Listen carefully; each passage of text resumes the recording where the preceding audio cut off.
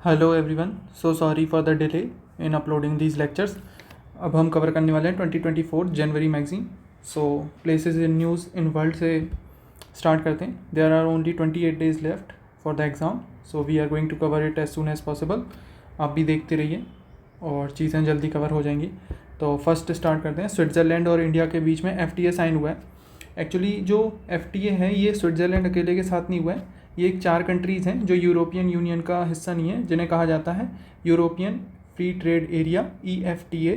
उनके साथ ये चारों के साथ कवर हुआ है ये जो फ्री ट्रेड एग्रीमेंट है, तो इस वजह से ये इम्पॉर्टेंट है। वो कंट्रीज़ कौन कौन सी हैं? वो कंट्रीज़ हैं लाइकेस्टन, आइसलैंड, नॉर्वे, स्विट्ज़रलैंड।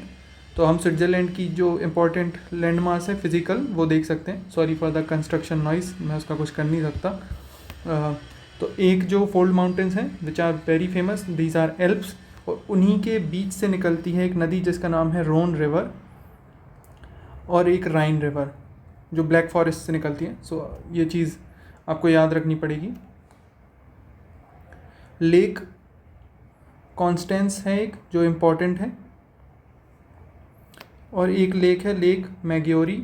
2 लेक्स हैं जो इम्पॉर्टेंट हो जाती हैं यहाँ पर, और इसके साथ फ्री ट्रेड एरिया हुआ है, इस वजह से ये और इम्पॉर्टेंट हो जाता है। तो एक बार ये मैप ध्यान से देख लीजिएगा। ये है लाइकेस्टन, और ये 4 जो कंट्रीज़ हैं वो यहाँ पे देख सकते हैं, लाइकेस्टन, स्विट्ज़रलैंड, नॉर्वे और आइसलैंड। इनके साथ हमने कवर किया है, और इससे ये माना जा रहा है कि around in 15 years time 100 billion की FDI यानी फॉरेन डायरेक्ट इन्वेस्टमेंट आएंगी। याद कर लीजिए, यहाँ पर रिकॉल कर लीजिए फॉरेन डायरेक्ट इन्वेस्टमेंट का क्या क्राइटेरिया है, 10% से ज़्यादा होना चाहिए या नहीं। EFTA का बताना है कि जो हमारे 99% ऑफ एक्सपोर्ट्स हैं वो इस फ्री ट्रेड एग्रीमेंट में कवर कर लिए जाएंगे। So this is important. Next है पनामा कैनल, ये न्यूज़ में है बट हम फिज़िकल फीचर्स देख लेंगे। एक इम्पॉर्टेंट गल्फ़ है यहाँ पे जिसका नाम है गल्फ़ ऑफ मॉस्किटोज़, सो ये याद रखिएगा। नेक्स्ट है तलामांका माउंटेन्स जो काफ़ी फेमस हैं, और सेंट्रल माउंटेन्स, ये एरिया थोड़ा सा न्यूज़ में है। तलामांका माउंटेन्स एंड सेंट्रल माउंटेन्स, ये याद रखिएगा। आप अब मुझे ये साथ में बताइए कि हवाई आइलैंड्स में जो वॉल्केनो एरप्ट हुआ है, 2 वॉल्केनो हैं, आप नाम बताओ उनका। नेक्स्ट है निकारागुआ, ये जो पनामा के जस्ट ऊपर नॉर्दर्न साइड में ये जो लैंडमार्क है, ये एक्चुअली में साउथ अमेरिका और नॉर्थ अमेरिका को जोड़ता है। उन्हीं के बीच की ये कंट्रीज़ हैं, जैसे पनामा और फिर निकारागुआ और कोस्टा रिका। तो निकारागुआ कोस्टा रिका के जस्ट ऊपर है, तो ये भी इंपॉर्टेंट है। यहाँ पे इज़ाबेलिया माउंटेन्स हैं, न्यूज़ में ये भी था, तो इज़ाबेलिया माउंटेन्स निकारागुआ याद रखिएगा। नेक्स्ट है उस्ट-लुगा पोर्ट, ये रशिया का एक पोर्ट है जो कि ईस्टर्न साइड में आता है, जहाँ पे फिनलैंड के पास। तो ये गल्फ़ ऑफ फिनलैंड पे ये पोर्ट खुलता है। उस्ट-लुगा पोर्ट सेंट पीटर्सबर्ग के पास है, और एस्टोनिया से भी इसका बॉर्डर करीब करीब लगता है। एक लेक है यहाँ पे जो इम्पोर्टेंट है, विच इज़ लेक पेपस, और इसकी PDF मैंने डाल दिया है टेलीग्राम पे, तो आप वहाँ से डाउनलोड कर सकते हैं। This is very very important, ये रीज़न बहुत इंपॉर्टेंट है बिकॉज ऑफ ईरान और इसराइल के बीच में कन्फ्लिक्ट है।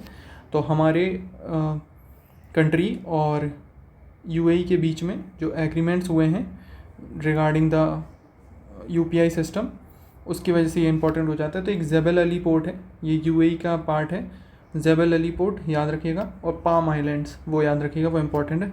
रुबल खली डेजर्ट, ये शायद तक PYQ पूछा जा चुका है एक बार, तो इम्पॉर्टेंट है, ये सऊदी के अंदर आता है। नेक्स्ट है मालदीव्स और इंडिया, आपको पता है मालदीव्स और इंडिया के बीच में क्या चल रहा है।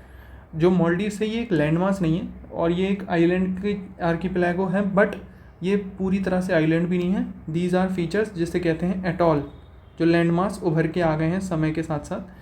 तो इसे सी लेवल राइज की वजह से यहाँ पर इन्वेस्टमेंट्स भी बहुत कम आ रही हैं, बिकॉज सी लेवल बढ़ने वाला है, तो ये काफ़ी जगह डूब सकती है, एटॉल्स जो हैं वो डूब सकते हैं, इस वजह से उतनी इन्वेस्टमेंट नहीं आ रही। तो ये बैंकक्रप्ट भी होने वाला है कंट्री। अभी हमने रिसेंटली इन्हें 40 मिलियंस दिए हैं। तो नेबरहुड फर्स्ट पॉलिसी के अंदर ये इंपॉर्टेंट है। जो हमारी इनके साथ कुछ एक्सरसाइज होती हैं उनका नाम है इकोवेरिन, दोस्ती और एकता।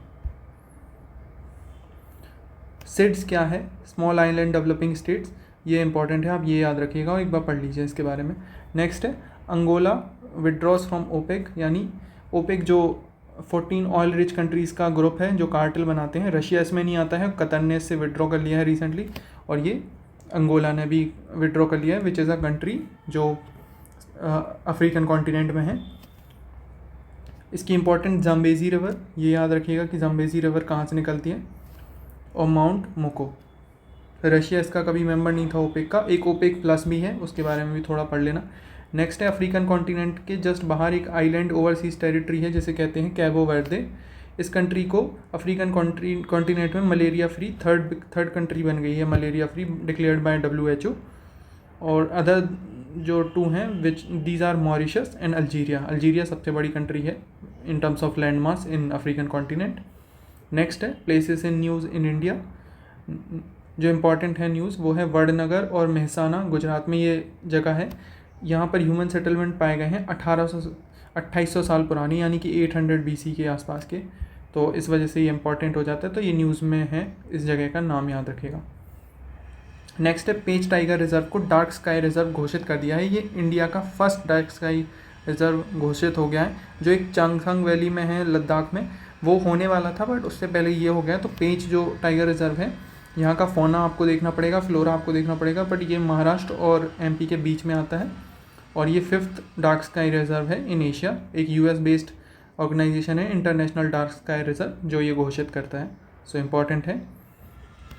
और रुडयार्ड किपलिंग की 2 बुक है, जो द बुक जंगल बुक, वो यहीं पे बेस्ड है, भूर सिंह द बारासिंगा, वो कान्हा टाइगर रिजर्व में है, वो याद रखिएगा, कंफ्यूज हो सकते हैं।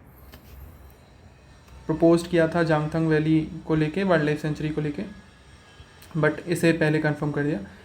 Statue of social justice, Baba Saheb का एक स्टैचू बनाया गया है जो पेडिस्टल को मिला के 206 फीट का है। अदरवाइज बाबा साहेब की जो मूर्ति है वो 125 फीट की है, विजयवाड़ा आंध्र प्रदेश में। जो इम्पोर्टेंट है इसका पेडिस्टल है कि वो किस हिसाब से बनाया गया है। Pedestal designed as Kalachakra Mahamandala of Buddhist architecture. अब ये इंपॉर्टेंट है, तो आप एक बार इनके आर्किटेक्चरल स्टाइल्स पढ़ लेंगे बुद्धिस्ट के। नेक्स्ट है शिनार वैली, ये केरला में। यहाँ पर एक ऑटर देखा गया है जिसे ऊदबिलाव कहते हैं।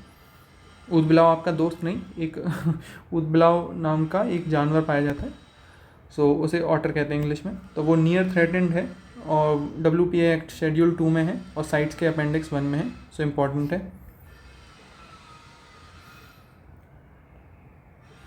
दैट्स इट, इतना ही था इसमें। सो thank you so much for your time, और जल्दी ऐसे ही कवर कर लूँगा और आप लगे रहिए अपने काम में। And I wish you all the very best. अपने आप को भी मैं बहुत ज़्यादा खुश नसीब समझता हूँ कि मैं इस सिचुएशन में हूँ कि आपके साथ ये चीज़ें शेयर कर पा रहा हूँ। So thank you so much for listening to me and investing your precious time in these crucial hours. So I am with you till you are with me. So thank you so much for the time. I'll see you in the next one. Jai Hind.